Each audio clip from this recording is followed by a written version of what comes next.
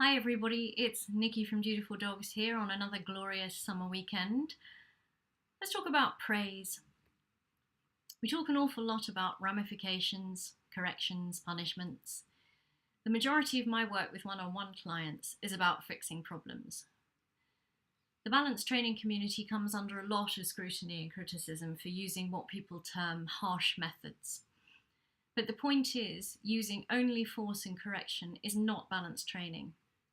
Just as positive only or pure positive is at one end of the spectrum, so compulsion training is at the other. The whole point of balance training is that it reflects how nature itself works. Nature is constantly striving to keep our planet in a state of equilibrium, and it's a state that we should all strive to achieve. It's a state of harmony. When we disturb that equilibrium, whether it's intentional or unintentional, we suffer as a consequence. But as humans, we're naturally predisposed to the arrogance of thinking that because we can improve on man-made creations, we can also improve upon nature. I've posted a vlog before about how balance training works and what we do, so I don't really want to go into further detail on that here. I don't think it's necessary. But what I do want to talk about, as I said before, is praise. So, you're sitting watching this. Where's your dog right now? What are they doing? Are they lying quietly by your feet or on place? If they are, have you praised them for this? Or was it perhaps not on your radar because your dog just did it? Irrespective of the reason, you should be praising your dog because it's a behaviour you want, commanded or uncommanded.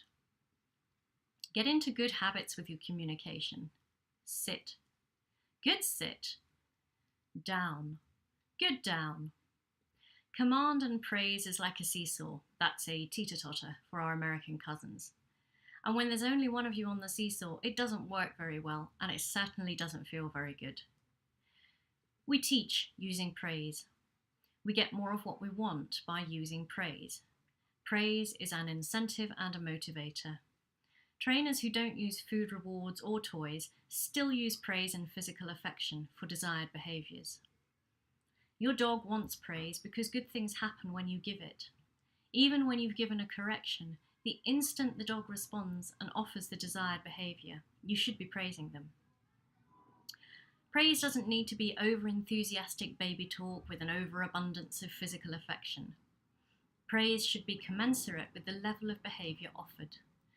When teaching new behaviours, make a bigger deal of the accomplishment.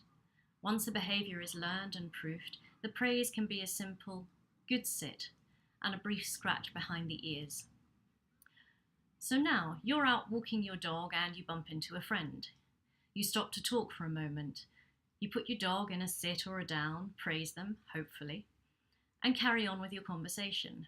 Your dog is quiet. They're not fussing or sniffing at people or other dogs as they go past. They put their head on their paws, settle into place, waiting patiently for you to finish your conversation. You finish chatting and continue on your way. Not once did you pause briefly to praise your dog or reach down and scratch their ears. Petting is reinforcement. You didn't engage with them at all during your conversation, nor at the end of it, when you simply bid your friend goodbye and moved off. Why? Your dog has just given you all the behaviours you want from a well-behaved, well-trained canine, and you took each and every one of them for granted, and until it was time to set off again, they weren't even on your radar.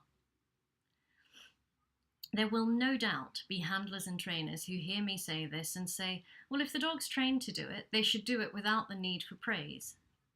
For me, need is not the point. The point is consistent and solid engagement with your dog. Just because they know a behaviour doesn't mean you should stop praising for it, ever. It takes but a second to glance down and say, good wait. Engaging with them before you move off again with a, good, let's go, or whatever your preferred command is, reconnects you. I like my dogs to check in with me. I consider it good manners. I consistently check in with my dogs to reinforce what I want. That's positive reinforcement 101.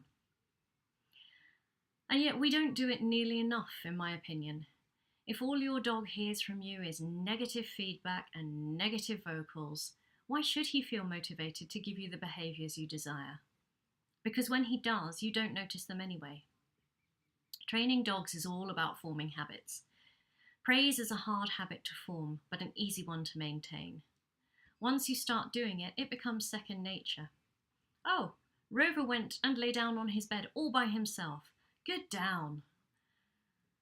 Yes, I'm repeating myself here, but training a dog is a little different in terms of actual input than parenting. As a parent, you don't get up in the morning and say, well, I think I'll parent for 20 minutes this morning and then I'm just going to take the rest of the day off. It's an ongoing process. It was a habit that formed from the moment you brought your offspring home, and it will continue throughout their lives.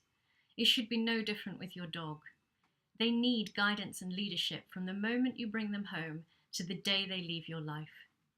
Just as you reward your children for doing their homework or chores by giving them ice cream or candy or letting them play video games, so you reward your dog with what is meaningful to them. The good behaviours become self-perpetuating.